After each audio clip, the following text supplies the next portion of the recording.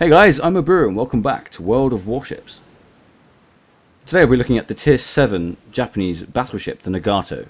Now the Nagato is a fantastic ship overall. It can withstand lots of hits, it can deal quite a lot of damage, but it does have some... Oh, it's quite a big increase on the Fuso at Tier 6, but it does have a few differences. The first difference is it is lacking 2 guns on the Fuso, so instead of 6 guns, it only has 4. But the guns are a much higher caliber, and they do overall do a bit more damage. And let's start with the main stat of the ship, which is the survivability of the ship. Now the survivability is 79 out of 100, which is great. That is, it's outstandingly good. Considering the Yamato at tier 10 is 100 out of 100 survivability, this is the 79. It's fantastic. 65,000 health. This can shrug off hits from destroyers, from cruisers, from pretty much everything, with the exception of long-range duels with battleships. Now, battleships are your worst enemy in this, or sort of, at a push, I'd say destroyers around tier 7 with their incredibly powerful torpedoes. Now, torpedoes are another major threat to this ship, and mostly the ones from aircraft carriers, but the destroyer torpedoes also formidable as well. So 65,000 health, and this has armour of up to 305 millimeters. So 289 millimeters on the citadel, up to 6 millimeters on the forward and after ends. Gun casemate is up to 305 millimeters of armour. Now the armoured deck is only 76 millimeters. When shots come in at an angle, obviously they're more likely to ricochet because of the angle they come in towards the deck. So 79 is a great score for a battleship, and it is in fact the best tier 7 and down so far. Of course, this is the only tier line, the battleship tier line in the game so far. The next one will be the Americans, but so far it is the best. The next stat is the artillery. So the front here and the back, we both have 2 barreled 410mm guns, 2 of them. So in total we have 8 guns. 2 at the front and 2 at the back. Fuso had 6 guns, but they're only 356mm. So you have an extra 50 or so millimeter increase in caliber for the guns, and it does make a difference. The reload is slightly worse. The damage is substantially more.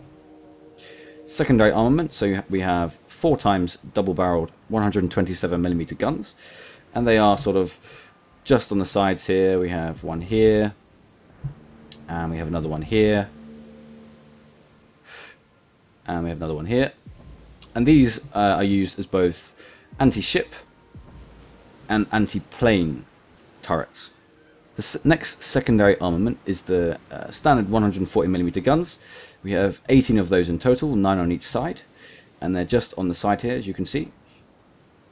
And they are pretty much everywhere. These are primarily used to take down ships in close proximity. I think it's to a max range of 5 kilometers max range. So 62 out of 100 is a fantastic score, but it is lacking 2 guns from the previous tier.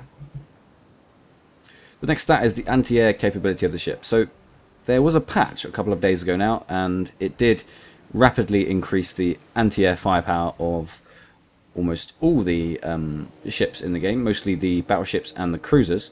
So this has been buffed upon what it was. It was around 25, and now it's 34. So it's been given a very slight increase in power. And as I said, we have the 127mm cannons, which fire upwards and on ships. And we have a whole bunch of 25mm guns spread all over across the ship. So if there are any planes going overhead, any torpedo bombers, fighters, dive bombers, they're going to take some hits, and they are going to crash and sink. Now in the ship, torpedo bombers are your worst enemy, along with battleships. But torpedo bombers, if they start doing their cross tactics and the new alternative move where the torpedoes are very closely packed together, they can very easily rip holes in your ship. This ship isn't particularly fast. Maneuverability is only 31 out of 100. It goes maximum speed of 26 knots, which is around 30 miles an hour, turning radius of 910 meters, and a rudder shift time of just less than 16 seconds. So it's a typical battleship, really. It takes ages to get to top speed. It turns very slowly. Yeah, its worst enemy is without a doubt torpedo bombers. Now, the last stat is Concealment. This thing is massive. You can see this ship from pretty much anywhere. 17.1 surface detectability range, and air detectability of 13.3 kilometers. So any planes go overhead, they will see you, and you're the primary target of torpedo bombers, dive bombers, etc. And they'll find you. And the best thing you can do is just dodge by hard shouldering left or right to hopefully dodge as many torpedoes as possible. Now, Nagato is a fantastic ship overall, but it does, however, have a slightly smaller, slightly smaller silhouette shadow to the Fuso. So this is the Nagato, and this is the Fuso. The Fuso has a higher bridge. It has another secondary bridge. It's just higher overall. So the Fuso is a bigger target from the side than the Nagato. Okay, now we've looked at the statistics of the ship. We've seen how powerful it is. It really is a very powerful ship. It can shrug off almost any shot from almost every target. Let's look at the modules of the ship. So this is what it looks like. We don't have many upgrades for the ship. There are only 2. We have a basic hull upgrade and a gun upgrade. No gunfire control mounts for this one.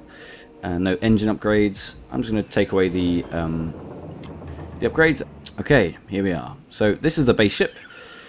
Basically starts with maximum health of only 56,000, so it's around the Congo's health. And the guns do take ages to reload. It says here 1.7 rounds per minute per barrel, 54.5 second turn time for 180 degrees, which is massive. But the max damage for AP of 13,000. Now that is fantastic. The Fuso only has a max damage of only around 11,000, so 13,000 is a big upgrade. So the whole upgrade is pretty standard here. We have up to 3 planes which we can use. No gunfire control system upgrades or engine upgrades. The first upgrade here is a survivability increase. You get 8,200 increased health and a maneuverability increase. Now the maneuverability increase is a reduced turn time of, you can see here on the right hand side, the rudder shift time of 4 seconds. So that is a very, very nice upgrade considering how sluggish and slow this ship is. So that's a very nice upgrade. The second upgrade is the gun. Now the gun, it doesn't change caliber, you don't change how many guns you have, but it does change rate of fire by plus 0.2 rounds per minute, so that does add up. The Fuso has something like 2.1 rounds per minute, but of course these guns have a higher caliber, and the turn time is decreased by 7.1 seconds. So that does help quite a lot. And we have a very slight increase on the damage to plus 220 to a max damage of 13,500 damage for 1 shell.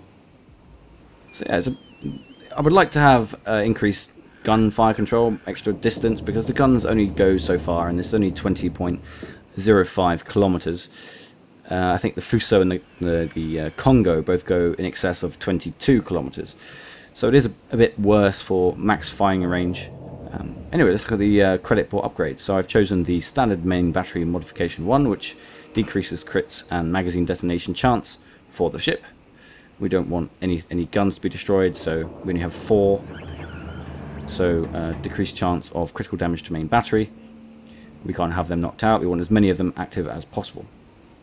The second one is obviously the one I always choose with all my ships that have this potential upgrade, which is the gunfire control system modification 1. Now this increases main battery firing accuracy. I don't know by how much, it doesn't really state, but you do notice an increase in accuracy when you're firing full broadsides onto battleships or cruisers at pretty long range. Now, the third one, I always choose this for most of my ships, which is the decreased chance of fire and flooding. Yeah, it's a minor decrease, but it all adds up. And the last one is minus 20% rudder shift time. Now, I didn't have to choose this one. I could have chosen the propulsion modification 2, which decreases time to reach full power. But I've chosen the rudder shift time because I like to move this thing left and right quite quickly to avoid battleship duels. Because battleship duels tend to sort of be within 20 kilometers, and you need to decelerate quickly, accelerate quickly, turn left, turn right. So I've used that to avoid as many shots as possible from distance. So yeah, that's the Nagato. It's actually a fantastic ship on the battlefield. You do notice the slight decrease in rounds per minute than the Fuso, but when they hit, you're in for a surprise. Let's have a look at some games. Okay, this is the Nagato, the Tier 7 Japanese battleship, and we're on a standard battle on North. So, first team that kills the other or cap their base type battle. So, on this map, I tend to sort of go towards the 1 and 2 line on the battleship, just duke out as best I can with the opposing battleships and hopefully the cruisers. In this match, there does seem to be quite a lot of aircraft carriers, so there'll be lots of planes, lots of torpedo bombers going overhead, but we do have a slight advantage in terms of aircraft carrier ability with the two Tier 7s against the Tier 6 and the Tier 7. Overall, the match is pretty even. There's not a huge difference here. We have Tier 5, quite a few Tier 7s, a couple of Tier 4s, and they're about the same. So our primary target here is other Nagatos, the Miyogi and the Fuso. Of course, the Fuso has a fantastic broadside, which is a little bit better than the Nagato. It can still do a tremendous amount of damage on the Nagato when being hit by it. The 356mm guns do a huge amount of damage. But these are the new ones, the 410mm, which are pretty much the standard until Tier 10 for the Japanese battleship line. With the Yamato, you have something like 460mm, which I believe the Yamato was the biggest battleship ever made, displacement-wise, and thus had the biggest guns. So we're just going to use our standard T ability, which releases the scout plane. Hopefully scout some destroyers in close proximity to the middle of the rocks.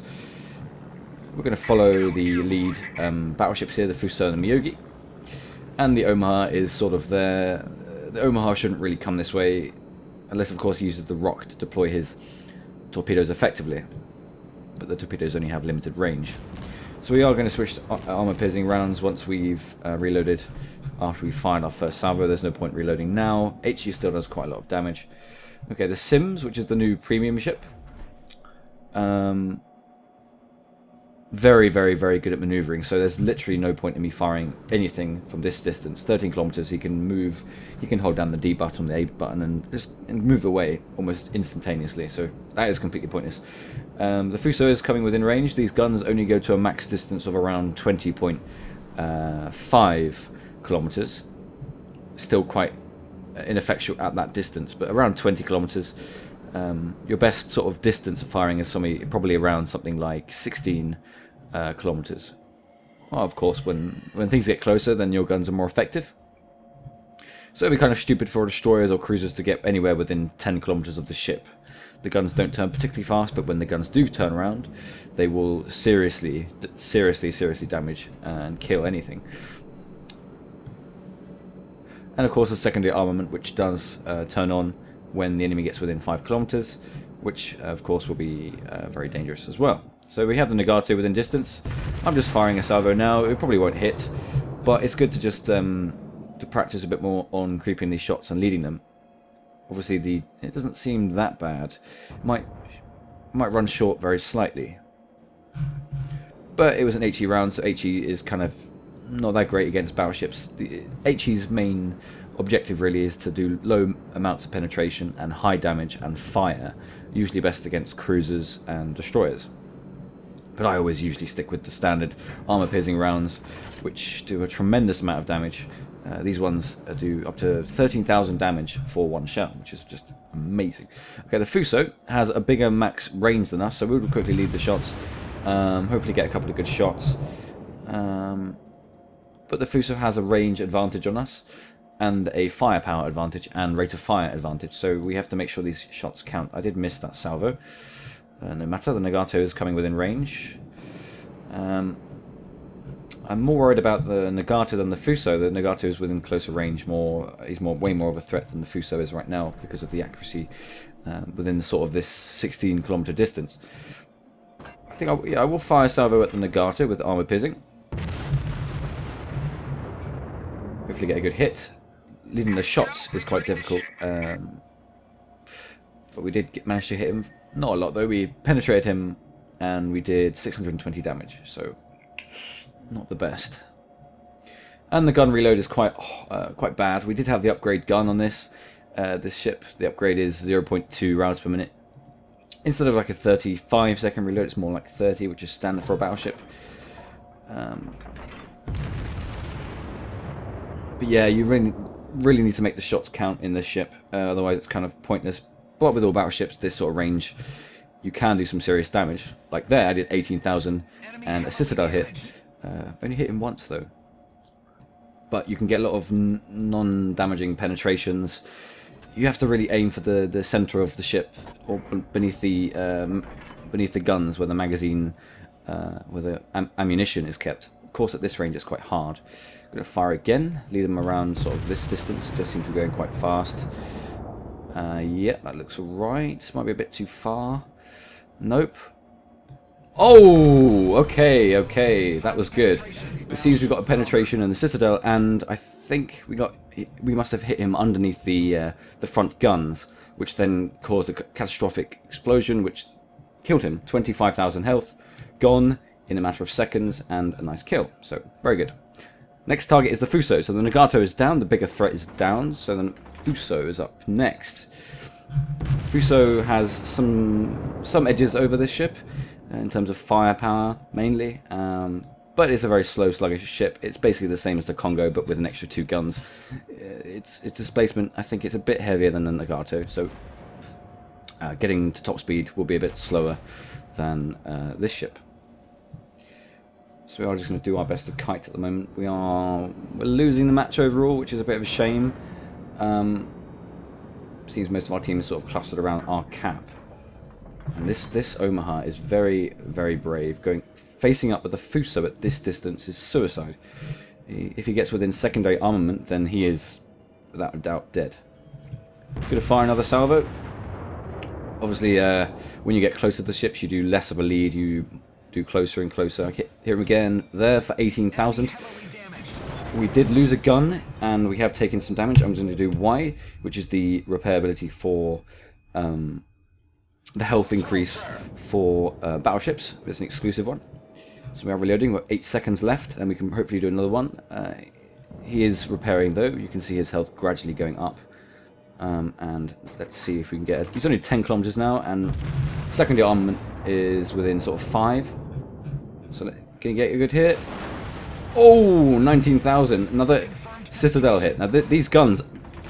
Oh my, they're just fantastic. When they penetrate and they do max damage, then they are just unstoppable. Okay, he has hit the edge of the map, and I am very nearing doing the same.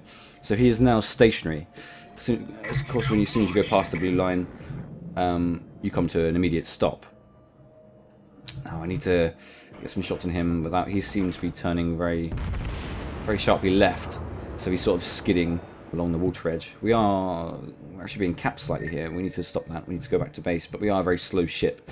So even if we lose this match, we have had some good damage, some very good damage, and some very, very nice lucky hits. This is what I mean by the penetration. You can get a lot of penetration hits, which don't do any damage or very little damage. That was very, very small, only 620. Now we have 2 more guns coming around. Just going to fire now. Oh, sorry, 1 gun. If we get any good damage here, he's dead. Oh no! 5,260, 22 off. Now that's unlucky. That's very unlucky. Okay, we are being capped, and there is a fleet of planes heading this way in the sky. Hopefully they'll go for the Omaha instead of me, but I am obviously the prime target here, so I have to be very wary about the potential torpedoes heading my way. This ship is very weak towards torpedoes. I'm not really within range of the carrier. Well, actually, I am within range of the carrier, but he is behind a rock, very well hidden, so I'm just going to do my best to get back to our cap. It is a 4 or 5 kilometer distance away before we're in gun firing range of the cap, so we'll just continue to sail in this direction. Ooh, there's a lot of planes going overhead there, but they seem to be focusing more on the Omaha than us. Now these torpedoes are coming in, but they only have a max distance. The bomber planes of around sort of 5 kilometers, so they should not really affect me. There is a ranger just over there, but he's 1 kilometer away, and I prefer to just go for the defense of the base as opposed to hunt him down. The Omaha, you'll be in range with him very shortly. There is a big plane battle going overhead. There's 3 fighter planes versus just 1 allied one, so the allied one is outnumbered and will surely sink and crash and burn. So we're heading towards our base. We are being capped. Any sane team would cap. I don't know why they'll do it on the closed beta, but they cap to win the game, so their XP and credits then get doubled, well, essentially doubled. So we're still sort of within 3 kilometers distance away from firing. Now this Nagato has now got in range of my guns. He is going very steadily towards me, so he's decreasing the distance. I'm firing now just to hopefully get some shots onto him. Any damage, any splash damage will ensure he gets decapped, but he does seem to be moving out of it anyway. I did hit him there for 5,000. We did decap slightly, but he is the main capper. Now, the Megami is the main capper. The Omaha is out, so this Megami needs to take some hits. He has taken some hits from the Allied, so that's very good. The Destroyer is actually distracting him somewhat. I don't know if I should... Oh, the Atlanta. Okay, the premium ship, which is, I believe, very similar to that of the Cleveland. Anyway, we do a full broadside. Hope we get some good hits. Oof, okay, critically damaged. We knocked out one of his guns. 2 hits done. We don't have to worry too much about the cap now, because the cap is taken care of by the Destroyer. The Destroyer is doing a very good job there. We're going to focus on this fighter for the anti-air capability of the ship, and we're going to focus more on the Nagato. There is 8 minutes left of the match, so we should have enough time, well, hopefully, in order to actually win the battle. We are losing gradually, and it is numerically we are losing by 3 ships now, so we do have a disadvantage here. But I am on near full health. If I take a hit now, I can repair. I'm going to repair anyway, just get a bit of health down. 5,000 more damage on the Nagato. Nagato can heal at some point, so I have to be a bit careful about that. The Megami is the prime target now. He's definitely capping. The Nagato is not capping, so the Megami needs to die as quickly as possible. 12 kilometers is about a good distance, probably. For him, he has a huge advantage over me because he can maneuver left and right very quickly. I'm just going to do like a little spread shot, hopefully hit him with at least 1 or 2 shots to halt the cap, and we hit him twice. I don't know if we did a huge amount of damage. The Sims Destroyer is coming within range now, but the reload on these guns is 15 seconds.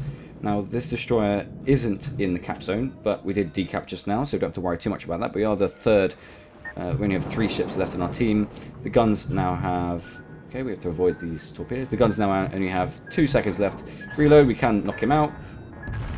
And we got him. Good, good, good. Okay. We have lost another ally though, so we are very quickly becoming less and less. The Megami is still capping. I don't know why you would cap in this position. It does make it more fun for me though, just to decap.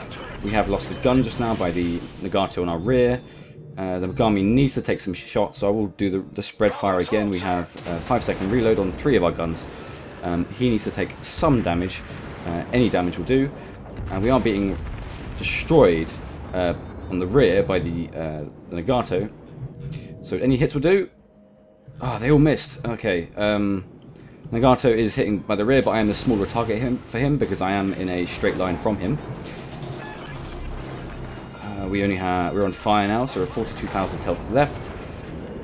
We're in a bit of trouble now. So Nagato needs to decap, but the Nagato is a pain in the ass. Any hits on this guy would decap, and that would do the team amazing. Like, it's just me and a carrier left.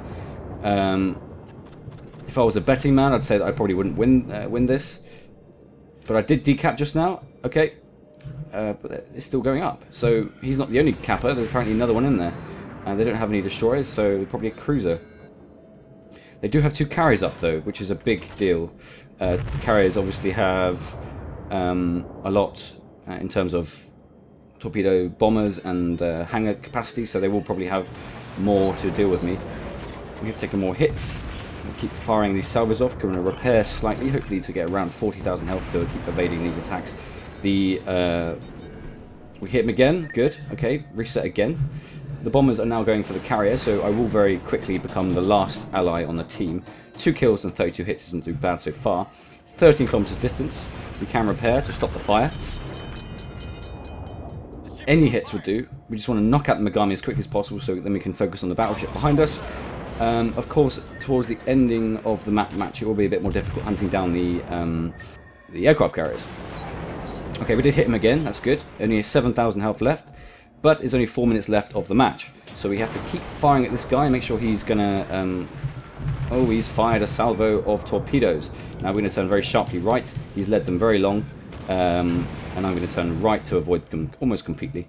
We need to keep these shots on this guy. But we need to stop getting hit by the Nagato. Nagato's 12 kilometers behind us. We have the Atlanta now engaging us. We're not in a good position. One gun is knocked out completely. We only have 3 guns remaining. Okay, Megami is heading outside the cap, so we're going to completely ignore the Megami and focus more on the Atlanta because he's only 8 kilometers away. We have lost 2 guns now, so we only have 2 guns remaining, and we are in fact being hit now by the incoming torpedo bombers. So 1 and 2. We're going to hit once, twice. Take some hits, take some hits. Oh, we're gonna go down. Good game. We lost, but the end there was very epic. Now this is how I like to play this ship. As you can see, we lost the match, and I've accumulated 3,300 base experience just by doing what I was doing. So 4 hits to Citadel, 2 destroyed, 1 critically damaged, 4 planes shot down, and 35 main hits. Not to mention the huge amount of times we actually defended the base. It was a bit too late, and the team was sort of dying like flies. I had to go back, otherwise I would have further engaged the carriers or battleships. The Nagato was so close at the end there, and I was being pummeled by the Atlanta, by torpedo bombers, 2 carriers, and of course the Megami cruiser, which kept getting in the way and capping. So that was a good game. We did, without a doubt, as you can see here, nearly twice the amount of base experience to everyone on our team, and on the winning team, the enemy team, we came in total for the whole match 3rd place, which is outstanding considering the amount of ships I was against towards the end there. Detailed report, you can see here, 118,000 damage.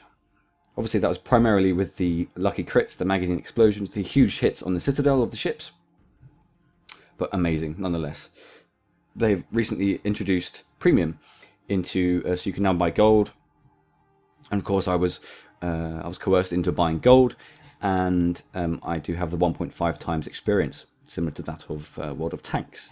So the experience you can see here, in fact, is 1.5 times I would usually get. But nevertheless, it was a fantastic score. We may have lost, but it was a fantastic game overall.